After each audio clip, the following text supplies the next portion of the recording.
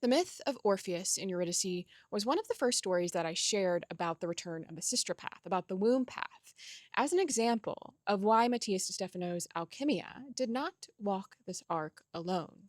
And this auspicious day of my birth, or the first day of the days out of time, we return to Eurydice and Orpheus, referred to in this transmission in regards to sulfur and fire. But this story is usually only told in halves, through the perception of Orpheus. How about we remember them whole?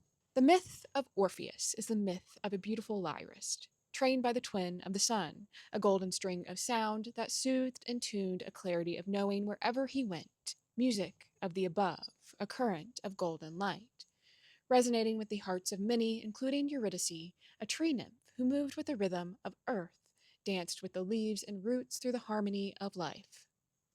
Soon after their union, Eurydice was lost, a serpent on her path striking her heel and sending her to the rivers below, the underworld. Orpheus was grief-stricken, not only because of the loss of love, but a loss of a measuring intelligence, a tempo. His song still carried, for the golden string of the lyre would always know the tune. The hands of the sun would always play, even in the dark, and command the resonance of the heart. But for Orpheus it held no meaning without Eurydice, no rhythm, no measure of what he could create. So he played his lyre as he descended through the underworld. He played his songs of grief and sleep to keepers of the waters below, and made his way to the guardian of the treasures of earth, Hades, and the keeper of the chaos in songs of creation, Persephone. They heard the fear, the longing, the desire for Eurydice's return, but felt it did not hold the full truth of the heart, the full cycle of creation embodied. It was not their songs to judge, but the souls that he sought.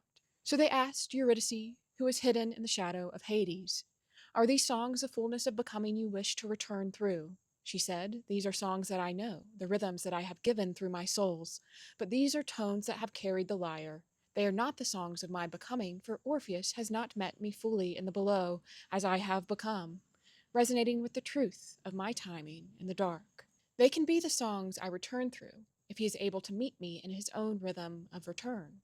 Trusts my becoming in his own heart, not through what he can see, not through what he can hear, or the wave of light he can carry, but only through what he can trust is rising through him. If he cannot, I will remain a ghost that bridges the return." And so Persephone turned to Orpheus and shares, "Dear lyre, your light is true, your command of the joys of the heart is precise, but the trust of creation, of meeting life, has not been shown. Eurydice is a daughter of creation, of the womb of all life, whose judgment of rhythm, balance, and harmony spreads far and wide. A wave of resonance from the sun is not enough to return her to life, for the balance of the moon has been broken. But leave the songs that have carried you below, and trust the rhythm of life will return through you, that songs more true, more full, and more holy will rise and return through your own creation of being, in hand with Eurydice, and her ghost will journey with you back to the light of life. You shall not look for her as you return. You will not see her, you will not hear her, and once you return to the threshold of home, she too will return, pulling all the wonders of truth, timing, and embodied creation back to harmony." Orpheus accepted this task, for his love was strong, and began to make his journey of return.